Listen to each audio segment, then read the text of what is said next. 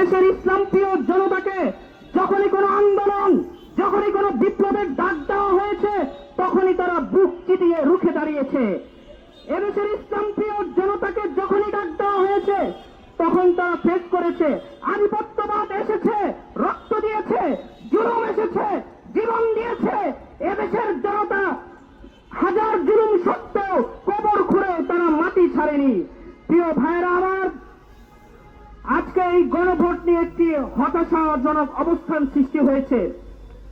এদেশের জনতা 47-এ ব্রিটিশদের আধিপত্যবাদ মানেনি, কলকাতার দাদাবাবুদের আধিপত্যবাদ মানেনি, 71-এ পাকিস্তানের খান পাঠানদের দাদাগিরিও মানেনি, 24-এ এসে দিল্লির দাদাগিরিও মানেনি। সুতরাং আজকের এই সমাবেশ থেকে আমরা বলতে চাই, 24-এর বিপ্লবকে ধারণ করে বলতে চাই, ভারতের প্রেসক্রিপশনে গঠিত 72-এর বন্দোবস্ত, 72-এর সংবিধান বাংলাদেশে চলতে দেওয়া